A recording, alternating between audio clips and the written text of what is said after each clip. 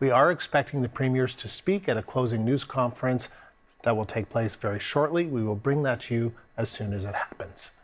Now, Alberta's planned referendum on separation also loomed over the Premier's meeting, and the CBC's Jason Markusoff is in Calgary following developments. And Jason, how much do you think the question of Alberta separating from the country and a question on a question for the future, is this overshadowing other critical issues for the Western premiers? Well, I wish I had ability to eavesdrop on what they were saying, so I can't really confirm how much has been on separatism. But certainly, it's changed the tone of this meeting. I mean, normally they think of these as like the Western family gathering, but when one of the members is thinking of leaving the family altogether, or certainly putting themselves on the road to do so, it changes the conversation. It changes the tone of things. And also, I think for some of the premiers who are not the Premier of Alberta, it creates a frustration because they know that there's a big agenda of things they could be talking about. They could be talking about resources, internal trade with the U.S., the Kuzma threat, Indigenous relations, and so many other things. But this is such a big deal, and they know that a lot of them will probably dread that a lot of the questions coming up at this news conference will be about separatism, because when you're talking about, this new development that Alberta will potentially, put itself on the road to leaving the country altogether, to ending a premier, turning a premier into a prime minister, turning a province into a country, and severing, cutting off BC from the rest of the country. Those are all things that just change the conversation and the tone entirely. Mm-hmm. Yeah, and the premiers are just walking in, Jason, so we may go to that as soon as but we can continue to talk. It will be interesting to see the Premier of Alberta and the Premier of BC, and this is a live look at that news conference that is getting set to get underway any second now. But, and let's listen. Thank you for joining us today. It was an honor to host the Western Premiers Conference here in beautiful Kananaskis country. And I'm grateful to my Western Premier colleagues for being fantastic partners in strengthening the country.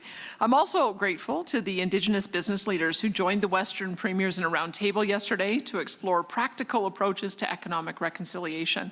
We had a productive discussion sharing successes and lessons learned and opportunities to strengthen collaboration across the West. We all understand that this is Canada's moment and that we need to work together to make the most of it. To achieve the prosperity and change we want to see in this great country, we need unity, certainty, and stability that enables each province and territory to develop their economies and to export their resources to the world. We are all stronger members of a united Canada. We are committed to working together and with the federal government through challenging issues that have created frustration for many Western Canadians to create a more prosperous future. There are many ways to do this because Western Canada is home to an incredibly diverse economy. We have vast energy and mineral resources, tremendous agricultural capacity, deep innovation in everything from AI to life sciences to carbon capture, and transportation networks that connect it all together. The West punches above its weight. In fact, we rival Ontario's economy. Last year, Western Canadian provinces and territories accounted for more than 41% of Canada's global exports. Our energy alone represented more than 27% of that total. The West's agricultural products were almost half of Canada's exports in the field. Collectively, the Western province's population is the same size as Ontario's, and we have the same GDP generation as Ontario. In fact, the West is responsible for 37% of Canada's total GDP.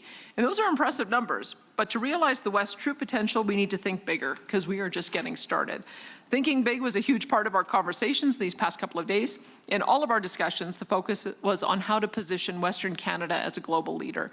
We are pleased to publicly release an Economic Corridors in Western Canada report, which helps map the infrastructure and trade connections needed to unlock the West's full potential. The report advances upon the objectives achieved by the Western premiers through the MOU that we signed in 2025.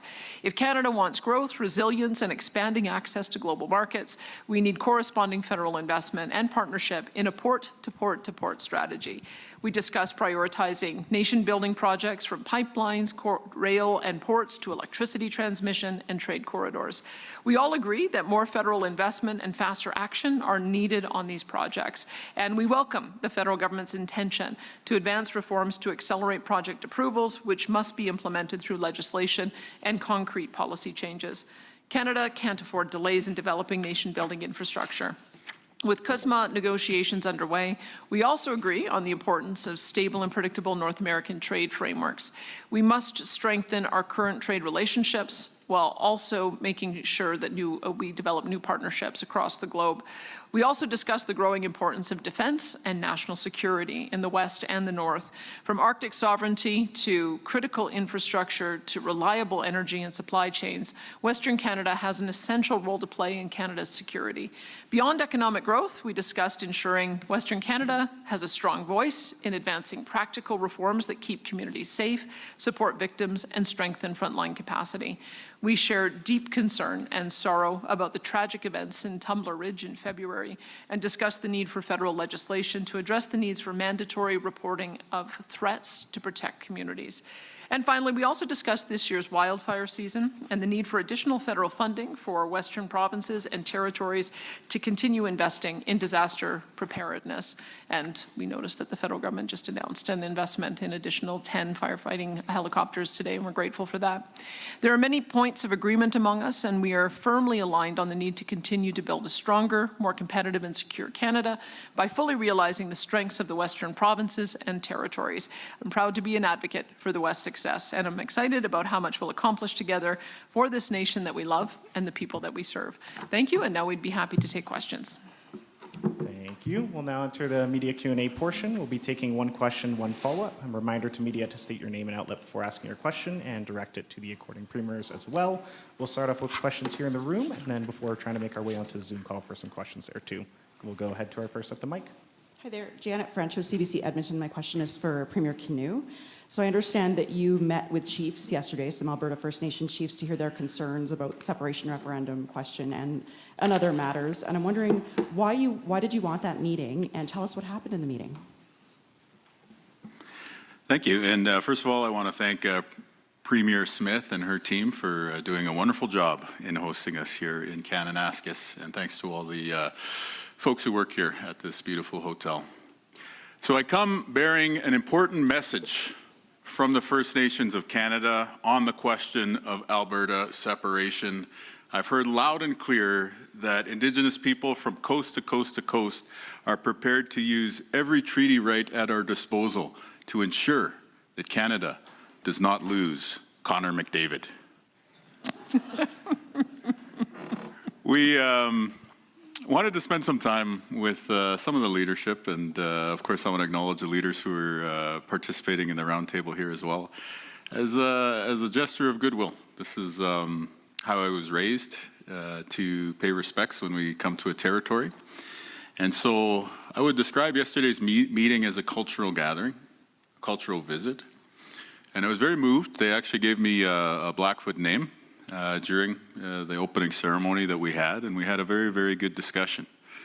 There was a lot of issues being raised, of course, but there was also a lot of cultural moments. It was very, very moving to hear Cree and Blackfoot and Nakota spoken in the meeting. And of course, I nodded along, pretending that I understood what was being said in these other languages.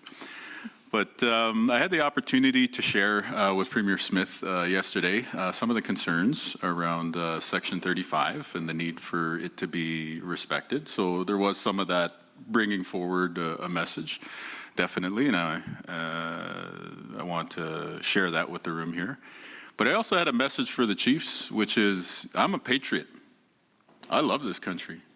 And I just wanted to say thanks as a fellow Canadian for the leadership in the room who had stopped the referendum question from moving forward.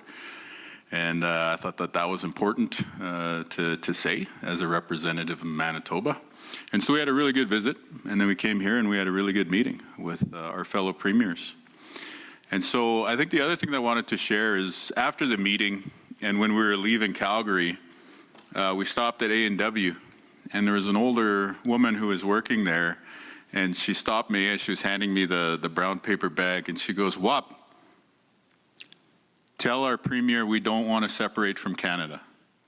So I'm passing that message on to you, Danielle, and saying on behalf of the rest of Canada, we're with that lady from A&W. I actually meant to ask you to answer that in French as well, so I apologize. Okay. If you wouldn't mind. Even the bad jokes, the lame jokes. You better mention Connor McDavid in français as well. Yeah. Ben, je suis très fier des actions des chefs ici en Alberta.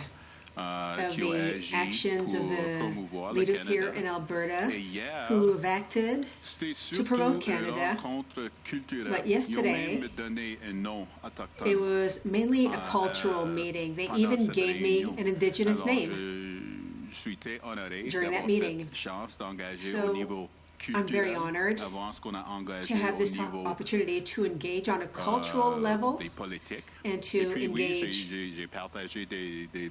on the political level. And yes, I shared some messages with the Premier of Alberta concerning the question of Indigenous rights. But at the same time, there was a lot of engagement here on the issues that interest us as premiers of Western Canada. And that is how I would like to support a united Can you be a Canada. bit more specific about your concerns about Premier Smith's mentioning of having a look at Section 35.1? Thanks. Well, I think I answered your two questions the way that I wanted to. Thank you so much. Go ahead, turn next to the mic. Hi, Caroline Bargout with CBC National News. This question is for Premier Eby. A number of media outlets, including Bloomberg, are reporting that Canada has made a deal with a German company to buy LNG from Silesums. Can you talk a little bit about that and tell us where the project is at? Sure. Let me begin by thanking our host here in Alberta. We had a great meeting, and this is a beautiful part of the world. I've never been to Kananaskis before, and I got my first pair of cowboy boots, so it's been a memorable visit. So thank you, Premier Smith, and thank you to your team and to everyone who hosted us here. One of the things we're really proud of in British Columbia is our ability to get big things done, and the role that we see for ourselves in the future of Canada and the kind of economy that we're trying to build for Canadians from coast to coast to coast, one where Canada can stand on our own 2 feet, one where we're diversifying our trade flows, and we see a key role for ourselves in that, and we're delivering. We have about $88 billion in projects that are moving towards final investment decision, including the largest private sector investment in Canadian history, LNG Canada Phase 2. This has been the work of years. And Silesums LNG is a project of the Niska Nation, proud treaty nation, modern treaty nation in British Columbia. They've done incredible work. We've been supportive from the very beginning of their initiative. And I am so glad to see the federal government joining us to take the foundation that has been built in British Columbia, the work of our government, the work of First Nations, working in partnership, the work of communities, and take it to the next level. I feel like British Columbia is throwing the ball up, and it's given the federal government a chance to take that alley-oop and dunk it. And this announcement that the federal government will be sharing more about is about how we can work together to deepen those trading relationships around the world. In this case, with Germany. And it really reflects what is possible when we work together, and the role that British Columbia is going to play in building this economy. So we look forward to celebrating the formal announcement of this with the Niska, with the federal government. It's an example of the work we're doing together, and we're super proud of it. My follow-up is, where is Silesums at? Has construction begun on that project? Well, they have all of their permits from the provincial government, and they're ready to go. They are working towards what's called final investment decision, which is the go, no-go decision on construction.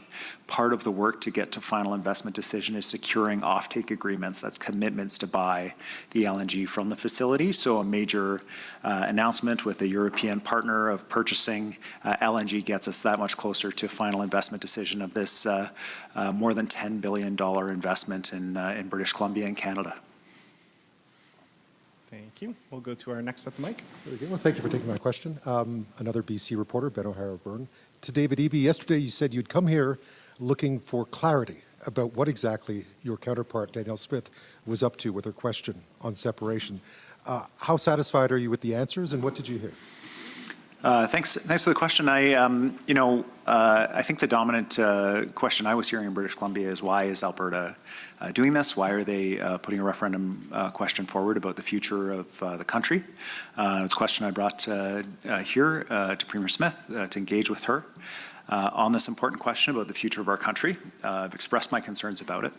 I am really pleased that we were able to agree on language in this communique, all premiers, myself, Premier Smith, everybody across the table, that a unified Canada is what enables all of the work that we want to do together to build a strong economy, to build the kind of country that we want. In the absence of a unified Canada, we'll be poorer, we will not be as successful, we will give comfort to people who want to break up our country, and sell it for parts. And so that very clear language at the beginning of the communique is a reassurance to me. I remain incredibly anxious, frankly, about this. I've seen the Brexit referendum that was just supposed to be a chance for people to express the clarity that they wanted to stay part of the EU, and it did not end up that way. I've communicated those anxieties to Premier Smith. She understands them. And my hope is that we can all come together and, as a unified country, address those concerns, because we can't address shared concerns together. Just like a family, we can work it out together, and we'll be stronger for it. And that's where I hope we end up.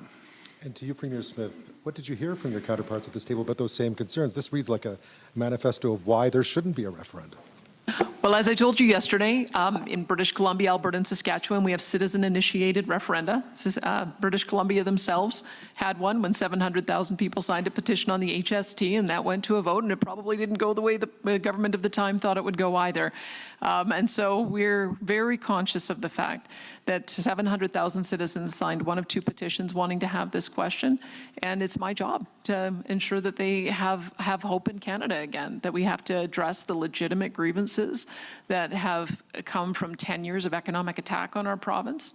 And I'm grateful that the Prime Minister is working with us to address those legitimate grievances. And so that's what I'm going to be working on over the next 5 months, is to convince those Albertans who have lost hope that there's reason to have hope again. And I hope it's forums like this that allow for Albertans to see just how strong we are as a Western Canadian group of provinces and territories.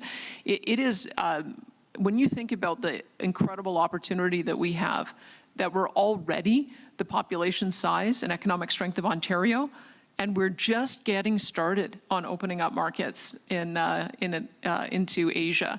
It seems to me that when you look at what we've agreed to in this communique, there is an incredible amount of optimism and hope that we'll be able to work together to develop those corridors. So I think that was what we spent most of our time talking about over the last couple of days. Thanks, Ben. We'll go to our next one at the mic. Hi there, Julia Wong, CBC National. This is for Premier Smith. You've said it's worth taking a look at Section 35 of the Constitution, which affirms treaty rights and includes a duty to consult with Indigenous groups. I know that Manitoba Premier Canoe said that he told you he wants it to be respected. I wonder if you brought this up with your counterparts, and if so, what conversations were had? No, I mean, the way we're going to seek clarity is through the court. We think that the duty to consult is meant to be looked at through a lens of major projects, and we take that very seriously. We had an Indigenous roundtable yesterday where I shared with the premiers how we're using our Alberta Indigenous Opportunities Corporation to help underwrite major project participation, to give revenues to Indigenous nations, and how we want to continue engaging with Indigenous nations on that. But the issue, I think, in the court is whether that duty to consult should apply to citizen-initiated petitions. And that's where I think that the court erred in judgment, and I think it's also anti-democratic, the decision that they made. But we'll make the arguments in court about what the limits to duty to consult ought to be, and we'll see how that conversation goes. There's a couple of rounds that we have to go through, obviously, to Court of Appeal, probably also to the Supreme Court of Canada. But we want to make sure that we have a very clear understanding of what the duty to consult really means and what it doesn't mean. And I think at the moment there's a lack of clarity on that. And you've talked a lot about... Sorry, I'd like to respond. So I think we know that is not correct, a lot of what you just said there, Premier Smith. Specifically, and we spoke about this, so I don't mind repeating this. It is not up to the petition gatherers to fulfill the duty to consult. It is up to you as the Alberta government to fulfill the duty to consult. And in this case, when there's clearly going to be an impact on well-established existing hunting and fishing rights by putting up an international border, if some would have their way, the judge ruled, and I would agree with the judge's ruling, that that is going to infringe on rights. And so there is a duty to consult.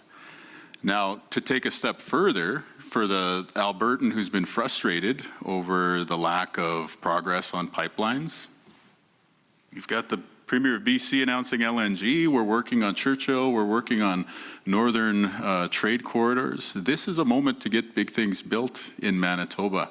And I would say now is the time to work together. Why don't we hold off on this referendum talk for a year or two and see if we get these pipelines under construction? Because at the end of the day, we want Canada to succeed. We're all very proud of this place. I myself am very, very patriotic. And what I think it's important for us to say when we hear this sorts of discussion happening here in Alberta is for us to say, okay, thank you First Nations in Alberta for hitting the pause button on this. Now the rest of Canada, let's work together and show Alberta just how appreciated they are in the rest of this country. Mais c'est pas nécessairement un désaccord, c'est juste un fait.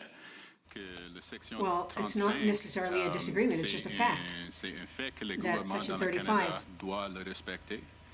is a fact that the governments in Canada must respect it. It is the same as the rest of the Constitution. So for me, yes, I shared some words with Premier Smith from Alberta, but it's not with an objective of fighting. It's to engage Alberta and the people who live here, to show them the objective of having an incredible Canada. And yes, it is the same approach that I would have with the province of Quebec, that would want to. And this is why we have the courts, because you can have politicians disagree, and that's why you take it through the court, and you take it through the appeals, and you go to the Supreme Court. And ultimately, though, I respect the difference of opinion that Premier Canoe has raised. I think we'll wait and to see how our Court of Appeals process goes and see what the courts have to say in the end. Follow up. Yeah, my second question is, Premier Smith, you talked a lot about the strain of the relationship with BC Premier David Eby and other BC premiers in the past. The words tension and awkwardness have been used to describe the relationship between the two of you. I'm wondering, over the course of the last couple of days, is that relationship being repaired, or is it beyond repair at this point? Well, I think you should look at the maps that we put out. We've been working for some time on figuring out a port-to-port strategy and how we can support each other in developing those economic corridors. The main ones going up to Gray's Bay, so that we can support the Northern Territories, Arctic security, Arctic sovereignty, and dual-use infrastructure, but also going from Prince Rupert to Churchill, as well as the important expansions that are happening in Vancouver. And when you see just the breadth of things that we're working on together for infrastructure to support each other in not only trading with each other, but also finding new markets. I think that speaks very loudly. We've been working on it for some time. Our officials worked on it for some time, and we came to an agreement today, which is why we've released the document and released the maps. And I think that's a testament to where we want to work together. Thanks, Premier Julia. Eby, would you care to respond? Yeah, well, just quickly. I mean, British Columbians sent me here with a clear mission, which is to work with the other premiers and get things done for the country. They are not asking me to fight with other premiers. They're not asking me to delay things. They're just saying, make sure that our interests are represented around creating jobs, creating opportunities, supporting my family with having enough money to pay the bills and deal with the cost of living. Those are the priorities of British Columbia. That's what I come to this table with. I disagree profoundly with Premier Smith's referendum. I think it is a huge mistake. And Premier Smith disagrees with me profoundly about issues related to a pipeline to the North Coast and the North Coast tanker ban. That's okay. We can disagree with each other, and she can still give me a real nice pair of boots, and I can come here and say, what an amazing province you have. We got to find a way to work these things out together at the table, and we have to be at the table to be able to do that, and we will. Thank you. All right, we'll go to our next at the mic. Hi there, Edward Jen from City News. My first question is for the Premier of Alberta. Premier Smith, you said that BC leadership, both current and previous, has led or contributed to separatism sentiment here in Alberta. Following the 2 days that you had with the premiers, including the BC Premier, is that still your same view, that the current leadership in British Columbia is leading to separatism sentiment here in Alberta? I can't erase history. I can't erase the 10 years of targeting with policy against our energy sector. I can't erase the actions of BC premiers going all the way back to Christy Clark to set up barriers and try to derail our economic infrastructure to the coast. I know that British Columbians have concerns that need to be addressed. We've been working through and trying to understand what those are and how we might be able to address them. And I hope that we're able to find a way to come to some common ground. But I think there is no question there has been a 180-degree turn on this in the last 18 months. I think we don't forget about the past that happened that led to this moment, but we also have to acknowledge that the Prime Minister is working very constructively with our province and others to try to find solutions. That's what our MOU is about. It was about undoing 8 out of the 9 bad laws that were impairing our ability to attract investment dollars. There's still one other issue that's outstanding that I'm going to work on. But I believe that the Prime Minister is playing the role that the Prime Minister of this country has always been supposed to play. Trade and commerce powers fall under federal jurisdiction for a reason. And it's so that if there are disputes between provinces, then they're able to act as a mediator and mitigator and a champion to try to make sure that issues get resolved so that both parties are able to get their products to market. So as Premier Eby said, there's some different disagreements on routing and some of the concerns that he's raised. But I believe that the Prime Minister, in good faith, is going to work with us to try to find a mutually beneficial arrangement. And that is the role the Prime Minister always should have played. That is not the role the Prime Minister played when it was Prime Minister Trudeau. It's part of the reason why Albertans are as frustrated as they are, and part of the reason why I have to demonstrate that through my actions and through the work that I can do with the Prime Minister, that things have changed. And that's important. And when things have changed, we have to acknowledge it. It doesn't mean that people still don't have hurt feelings and frustration at the economic harm and pain that has been caused for the past 10 years. But we can undo a lot of that by making sure that we're working constructively together. And I think we've entered a new era on that, and I'm glad for it. Premier Eby, can you just describe the nature of the talks that you had with Premier Smith? Were they tense? And what was her response? And what were you satisfied with her response with those conversations that you had with her? We all the premiers spent the day together discussing many issues of common interest. You can see them outlined in the communique. And one of the things that I do appreciate about my relationship with Premier Smith is even in the depths of significant disagreement on major priorities, we're still able to come together and have frank and civil conversations. You know, I've outlined my very strong belief and our government's very strong position that the tanker ban off the North Coast cannot and should not go anywhere, that it is essential to protecting a $2 billion a year economy, and it is essential to social license for projects like Silism's LNG that we were just talking about at the beginning of this press conference. I outlined my deep concern that British Columbia has not been at the table around discussion of major national policies related to carbon price and methane emissions, given that we are a producer of natural gas and petroleum products in British Columbia as well. And I outlined my concerns about the referendum question, and Premier Smith outlined her concerns to me and her priorities for her province. That's what this table is all about. And so I respect the relationship. It's an important relationship for us. Alberta is our biggest interprovincial trading partner. It's one of the biggest interprovincial trading relationships in the country. I hope it continues that way.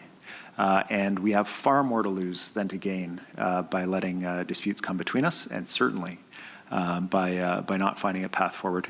Now, I just want to put on the record so that there's no confusion here. I may have to go vote shortly. I've encouraged all my colleagues to win elections by more than one vote to avoid this scenario, but I haven't found a better press conference somewhere else, and it's not in relation to your questions if you see me suddenly leave the stage. Thanks. We have time for a few more questions. We'll take a couple more in the room and then go to Zoom. Hi, Annie Véro from Radio-Canada. My first question will be for Wapkino in French, please. C'est possible de répondre en français et en anglais. Je crois que mes collègues vont apprécier.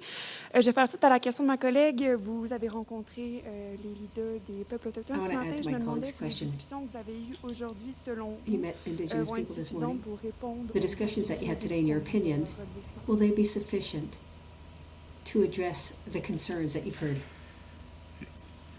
Alors, hier, on a rencontré avec plusieurs chefs Yesterday, et des leaders des we communautés met autochtones. several chiefs ici and aussi leaders à from indigenous Kananaskis qui est engagé communities. avec les autres premiers ministres.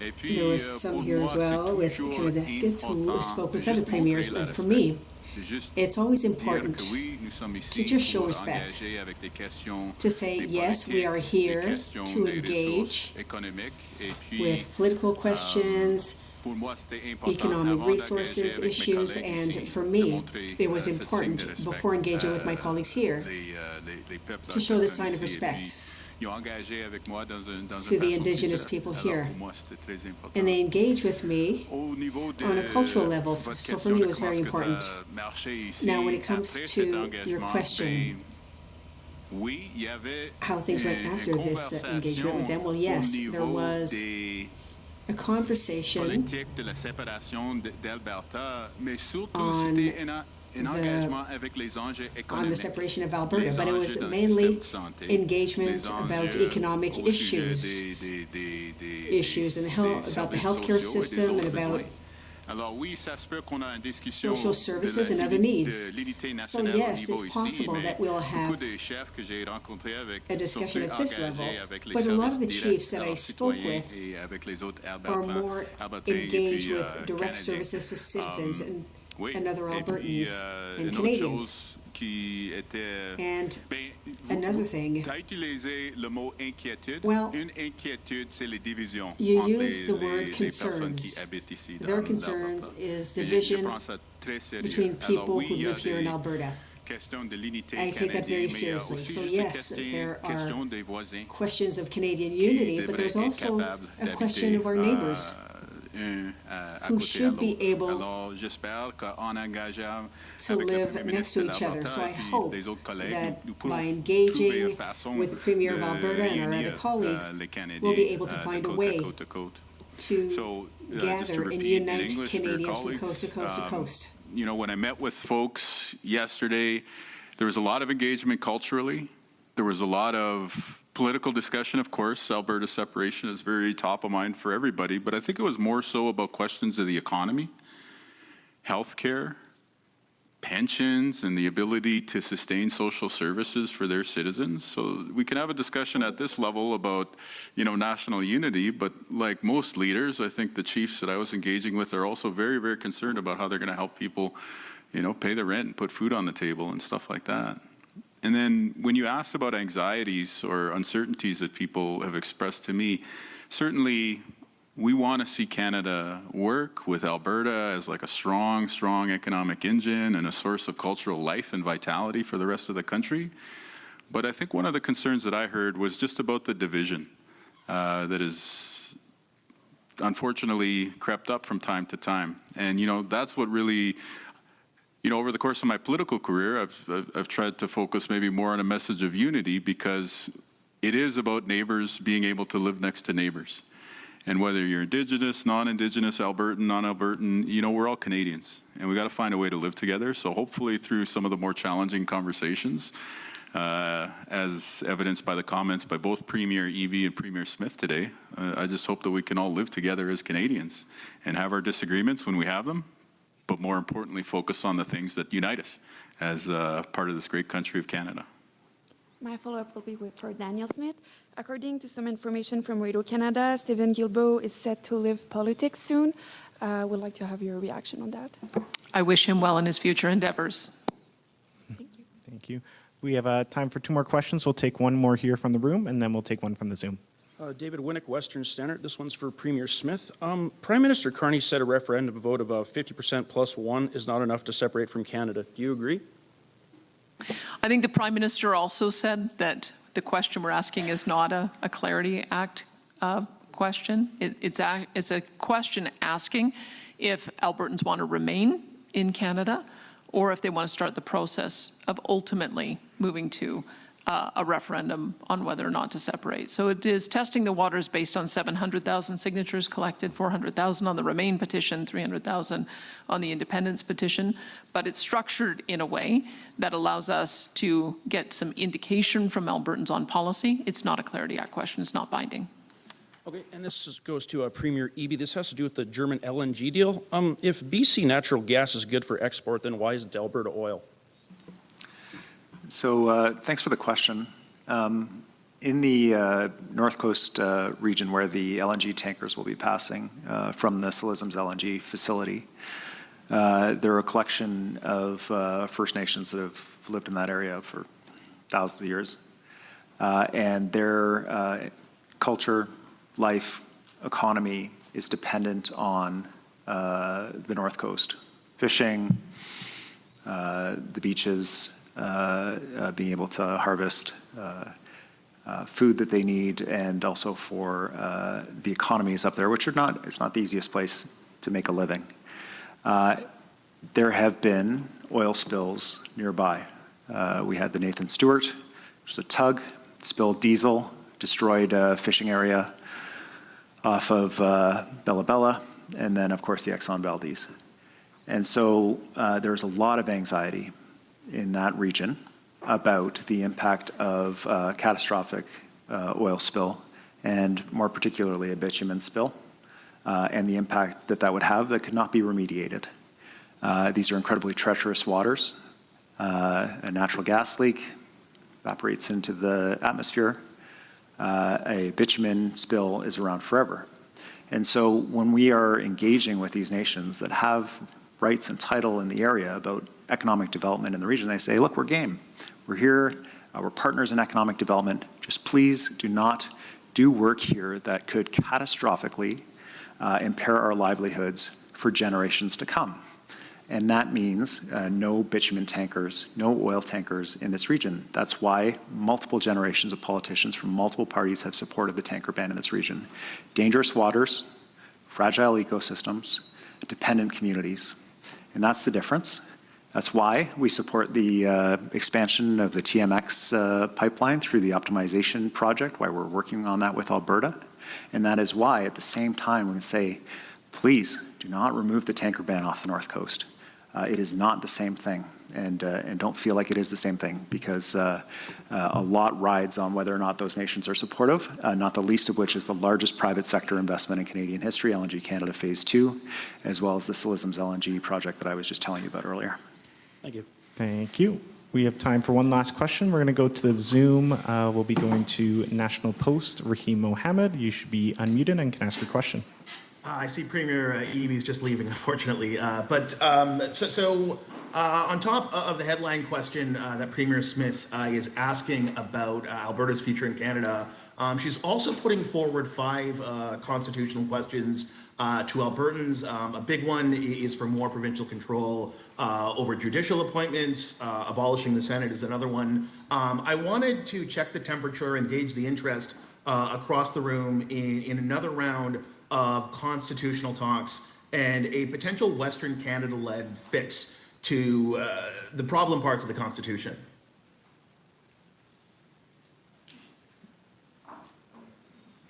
It's been much discussed, not only at this table from a Western Canada perspective over the 8.5 years that I've been a part of this table, but also at the Council of Federation table as well. And it really comes down not so much to a Western versus the rest of Canada change of the Constitution. However, the focus may be that direction at times.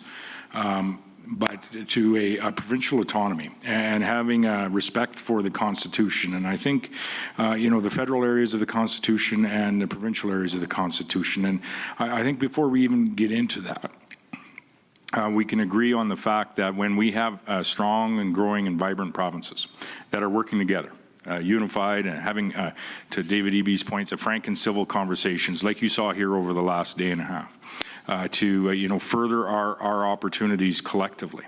Ultimately, the success of those provinces is going to very much make for a stronger nation of Canada, and I would think over time very much a more united nation of Canada. It's that very lack of respect for those constitutional areas that provinces have, the very right under that Constitution to govern in and to make decisions in development of our natural resources, for example, that over the last 10 years have largely been trampled on by the former Prime Minister, as I jokingly, not affectionately, jokingly say he who should not be named. That has created many of the differences that some areas of this nation are managing their way through today. And I spoke of this yesterday, and I speak of this every day. That appears to be changing, albeit not perfect from my view. I would like to see things move quicker, faster, and go further. However, they are changing, and they're changing significantly, and we should take note of that. All of us, and each of us as individuals. We have the province of Manitoba putting forward an LNG pipeline as a major project, accepted by the major projects list, to export British Columbia and Alberta LNG to European markets. Very much a conversation that didn't happen around this table even a few years ago. We see the Major Projects Office, an office I would say that is there to find its way through what is an unworkable regulatory environment that has been formed over the course of the last 10 years, but a significant policy change by Prime Minister Carney, and I think one that is appreciated by most, if not all, of the provinces.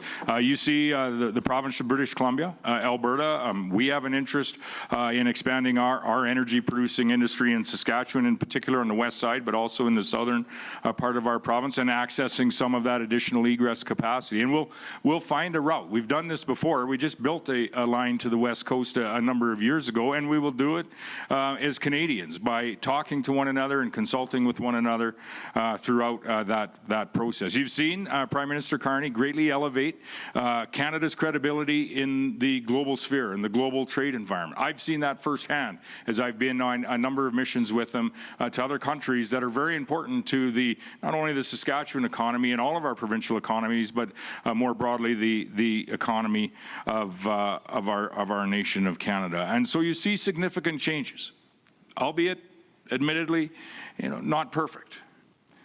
But there is certainly an approach and a collaborative approach from the Prime Minister that I know that we can work with. And we won't get our way each and every time, nor will Premier Canoe, nor will Premier Smith, Premier Eby, premiers from our territories. You won't get your way every time. However, you will have the opportunity to have the conversation to make your case. And I think it's important to note that we will get our way sometimes in certain areas of the nation, and we will be able to build our economy in our provinces, each of our provinces, and access those markets around the world. And the very opening paragraph of the communique today speaks to the conversation that we had with that respect. And I would just overshadow all of this with one point.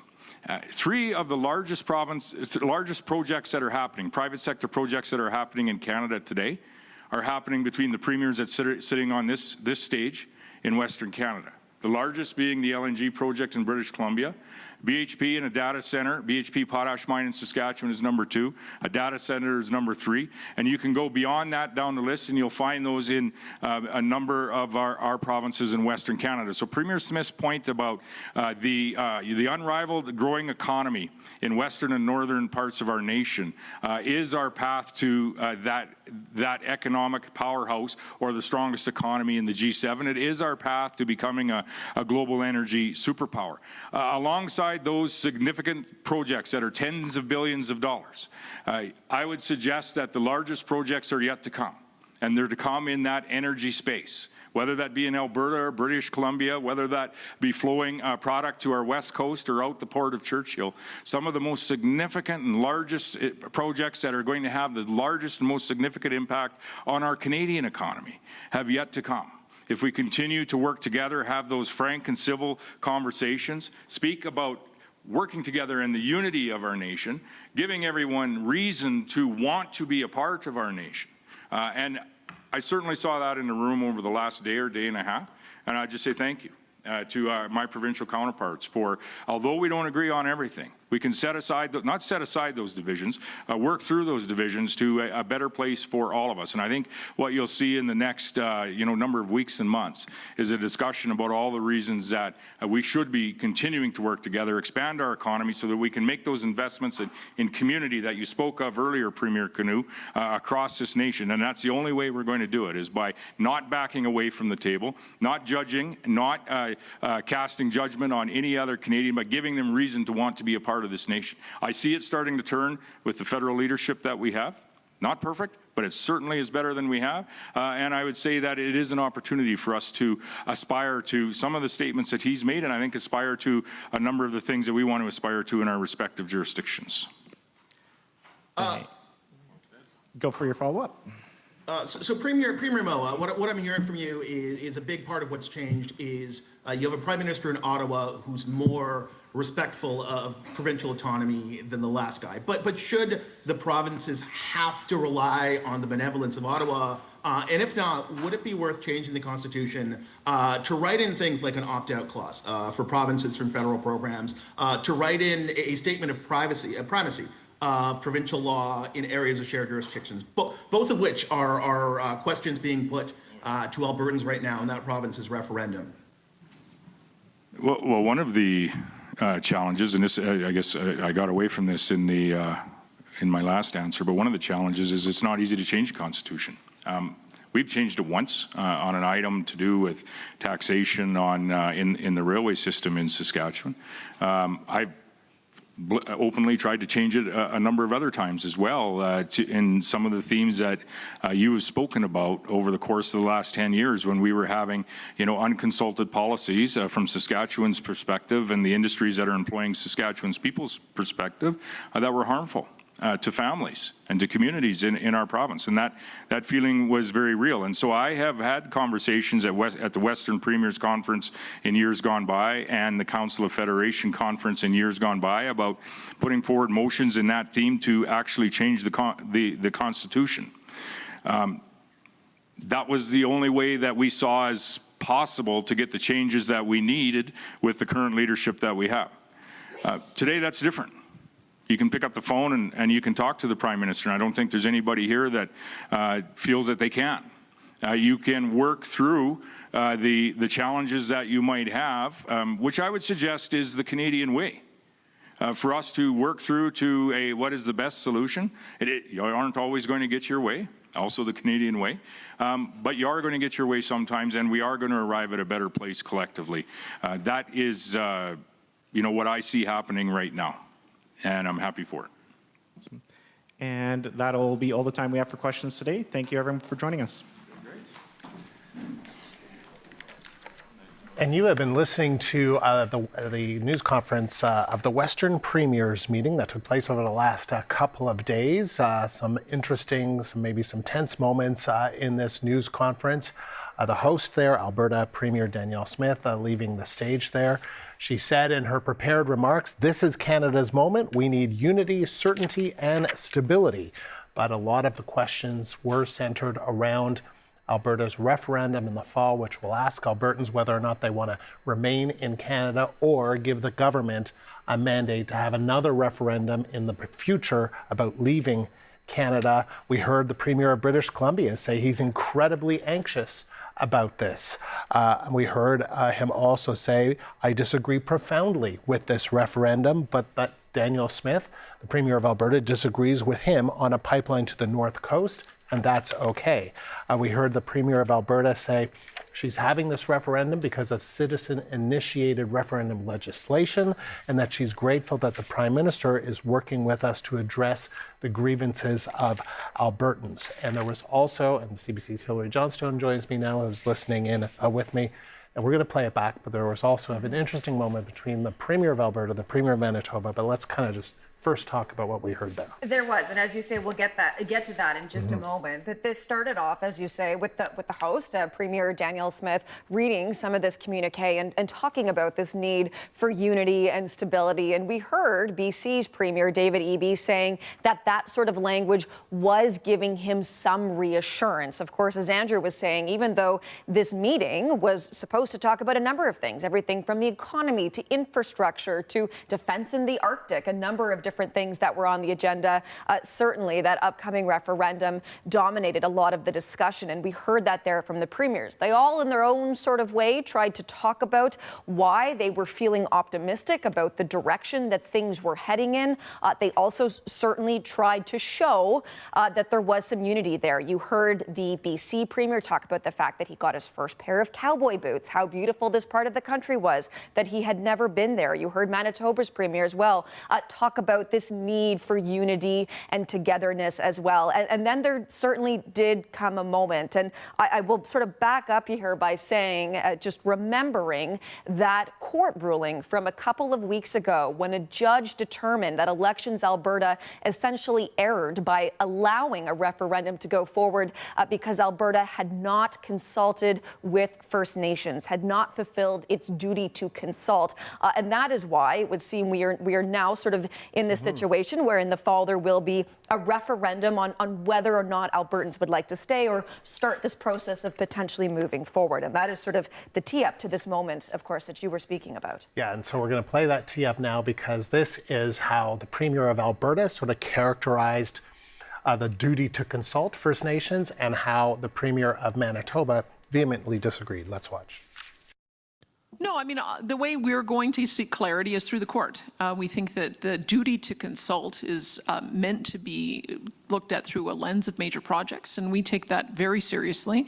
We had an Indigenous roundtable yesterday where I shared with the premiers how we're using our Alberta Indigenous Opportunities Corporation to help underwrite major project participation, to give revenues to Indigenous nations, and how we want to continue engaging with Indigenous nations on that. But the issue, I think, in the court is whether that duty to consult should apply to citizen-initiated petitions. And that's where I think that the court erred in judgment, and I think it's also anti-democratic, the decision that they made. But we'll make the arguments in court about what the limits to duty to consult ought to be, and we'll see how that conversation goes. There's a couple of rounds that we have to go through, obviously, to Court of Appeal, probably also to the Supreme Court of Canada. But we want to make sure that we have a very clear understanding of what the duty to consult really means and what it doesn't mean. And I think at the moment there's a lack of clarity on that. And you've talked a lot about... Sorry, I'd like to respond. So I think we know that is not correct, a lot of what you just said there, Premier Smith.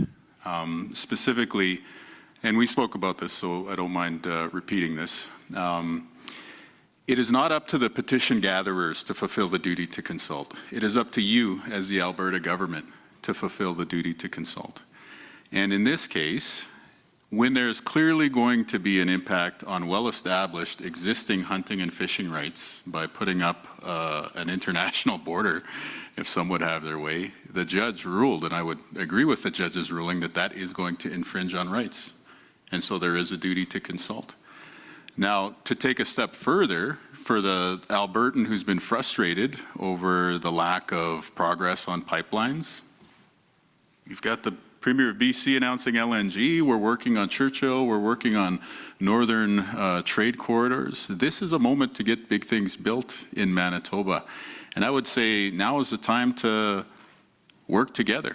Why don't we hold off on this referendum talk for a year or two and see if we get these pipelines under construction? Because at the end of the day, we want Canada to succeed. We're all very proud of this place. I myself am very, very patriotic.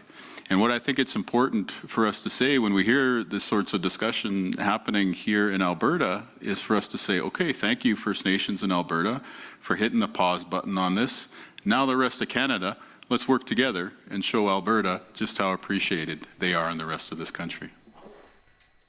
So just a little bit of that back and forth there between the Alberta Premier and Wab Kinew, of course, the Premier of Manitoba. Wab Kinew then also went on to say that, in his view, this wasn't some sort of major pushback. It was just a fact, he was stating, that Alberta, in his view, had not met its duty to consult. Now, Premier Danielle Smith, for her part, also went on to say that she is prepared, her government is prepared to appeal this all the way to the Supreme Court of Canada, and that she will see, of course, what the outcome of all of that is. So certainly, where does this leave us now at the end of this? We heard from BC's Premier, David Eby, said that he thinks it's important, forums like this, because it allows these premiers and these provinces to have, in his words, both frank and civil discussions about all of this. And it would seem that it was certainly frank.